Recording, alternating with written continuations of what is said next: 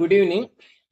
இன்னைக்கு ஒரு சின்ன மிக்ஸ்டு வெஜிடபிள் எப்படி பண்ணணும்னு ஸ்மால் ரெசிபி காமிக்கணும். இதில் அதுக்கு என்னென்ன தேவை சொல்கிறோம். இப்போ அதுக்கு வெங்காயத்துக்குமே நல்லா கட் பண்ணிக்கோங்க.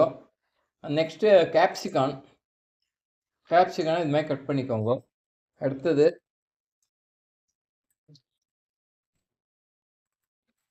பட்டாணி இந்த கொஞ்சம் போட்டுங்க.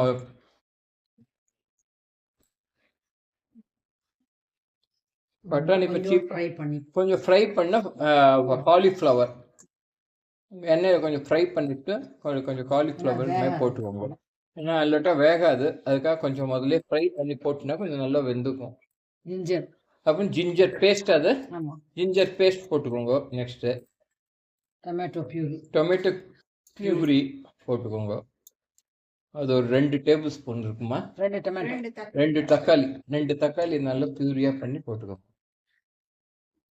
அடுத்தது ஹல்தி மஞ்சள் பொடி கொஞ்சம் ஒரு ஸ்பூன் போட்டுக்கோங்க, சின்ன ஸ்பூனு.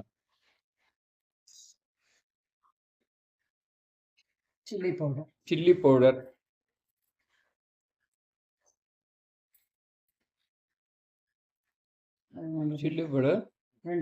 ஒரு 2 ஸ்பூன் சில்லி பவுடர் போட்டுக்கோங்க. அவங்க காரத்துக்கு ஏற்ற மாதிரி கொஞ்சம் கம்மியாக ஜாஸ்தியாக பண்ணிக்கலாம். நம்ம 2 ஸ்பூன் போடுறவங்களுக்கு காரம் கம்மியாக வேணும்னா 1 ஸ்பூன் போட்டுக்கோங்க. அப்புறம் ஜீரா பொடி போட்டுக்கோங்க. ஏன்னா எல்லாத்துலேயும் கொஞ்சம் கொஞ்சம் காரம் இருக்கிறதுனால கொஞ்சம் காரம் கம்மியும் பண்ணிக்கலாம். தனியா பொடி வீட்டில் குழந்தைகள் இருந்தால் காரம் கம்மி பண்ணிக்கோங்க. நெக்ஸ்ட்டு தனியா பொடி,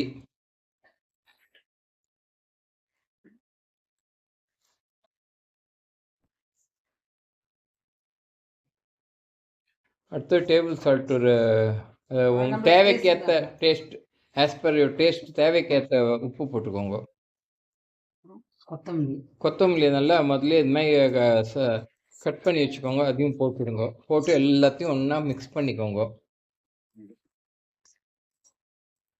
இதுலேயே ஒரு 2 ஸ்பூன் எண்ணெய் ஆல்ரெடி இது காலிஃப்ளவர் இது பண்ணியிருப்பேங்களே ஃப்ரை பண்ண அதே எண்ணெயை பேலன்ஸ் எண்ணெயை ஊற்றிட்டு கொஞ்சம் எண்ணெயை ஊற்றிக்கோங்க. அதில் எண்ணெய் ஊற்றிட்டு நல்லா என்ன க்ரீம் இது? மில்க் க்ரீம், ஃப்ரெஷ் வீட்டில் இல்லாட்டா ஏடு, வீட்டில் பால் ஏடு இருந்தாலும் போட்டுக்கலாம். இல்லாட்டா ஃப்ரெஷ் க்ரீம் கடையில் கிடைக்குது, அது போட்டுக்கலாம். இப்போ நல்லா இதை கலக்கிக்கோங்க. இப்போ கொஞ்சம் ஆம்ச்சூர் பொடி போட்டுக்கோங்க.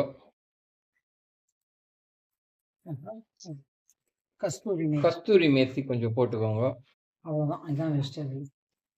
இதை கொஞ்சம் கசக்கி போட்டுக்கோங்க கஸ்தூரி மேத்தியை.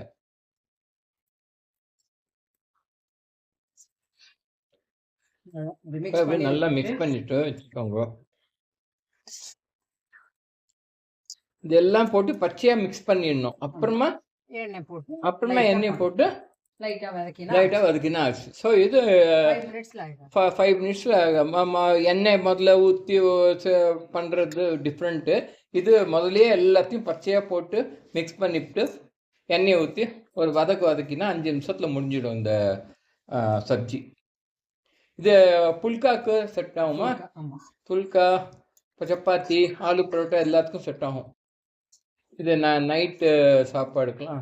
நைட் முக்கால்வாசி நார்த் இந்தியன்ஸ் நிறைய பேர் சாப்பிட்றதுனால அதுக்கு நல்லா இருக்கும். அது இப்போ ஆல்ரெடி கேஸ் பற்ற வச்சுக்கோங்க. கடாயை போட்டுக்கோங்க. அதில் கொஞ்சம் எண்ணெய் ஊற்றிட்டீங்களா? கொஞ்சம் இல்லை, கொஞ்சம் எண்ணெய் ஊற்றிட்டு ஆல்ரெடி இல்லையும் எண்ணெய் ஊற்றிருக்கிறதுனால கொஞ்சம் எண்ணெய் ஊற்றிட்டு இப்போ அதை போட்டு நல்லா ஃப்ரை பண்ணிக்கணும்.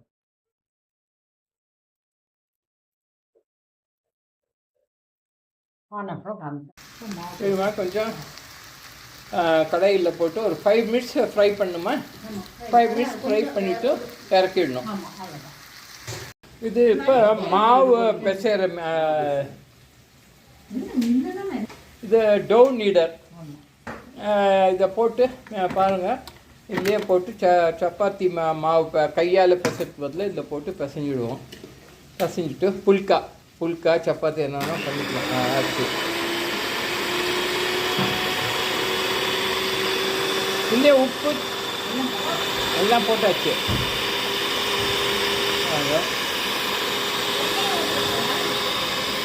அதான் அதுக்கு எவ்வளோ அது முதல்ல தண்ணி ஊற்றிடணும். கரெக்டாக அளவு தெரியும் அவளுக்கு. ஆக்சுவலி எவ்வளோ மாவுக்கு எவ்வளோன்னு அப்போ மெஷர்மெண்ட் இருக்கும். அந்த மெஷர்மெண்ட் கேட்க மாதிரி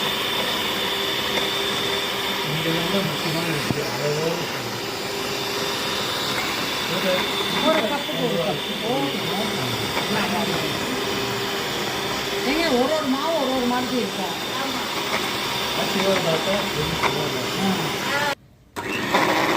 ஆச்சு, நல்லா பிசைஞ்சிச்சு. ரொட்டி மாவு பிசைஞ்சாச்சு. அடுத்தது ரொட்டி பண்ணணும். அதுக்கு சப்ஜியும் முடிஞ்சு போகுது.